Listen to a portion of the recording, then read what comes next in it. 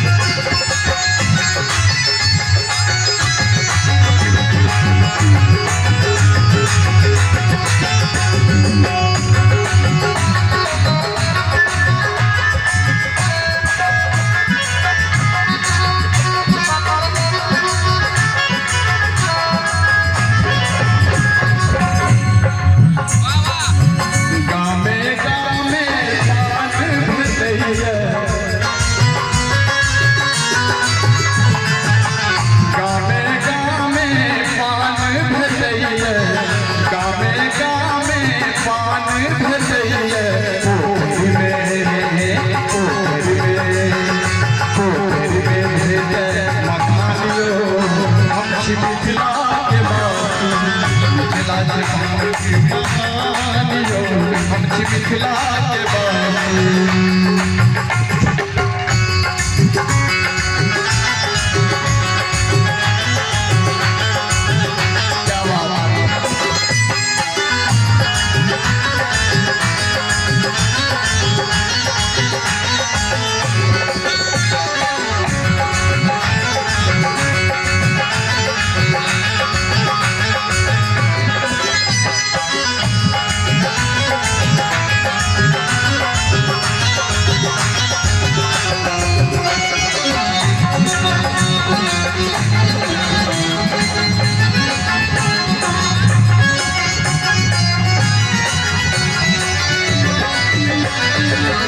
भाषा हमर छै मिसरी सो मिस गए भाषा हमर छै मिसरी सो मिस गए भाषा हमर छै मिसरी सो मिस गए मधुर मधुर मुस्कानियो हम छी मिथिला के वासी मधुर मधुर मुस्कानियो हम छी मिथिला के वासी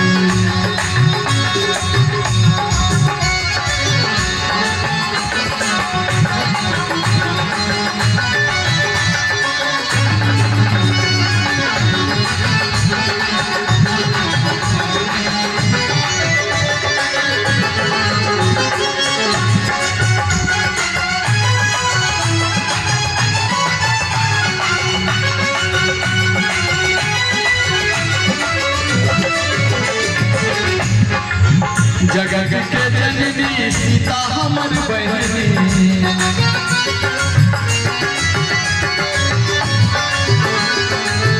जगत के जननी सीता हमर बहनी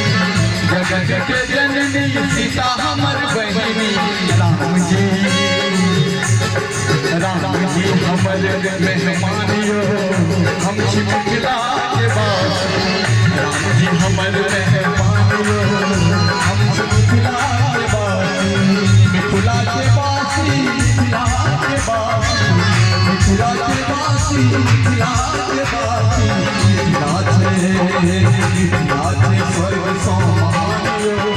हम छी मिथिला के वासी मिथिला से स्वर्ग सो महानियो हम छी मिथिला के वासी हम छी मिथिला के वासी हम छी मिथिला के वासी हम छी मिथिला के वासी हम छी मिथिला के वासी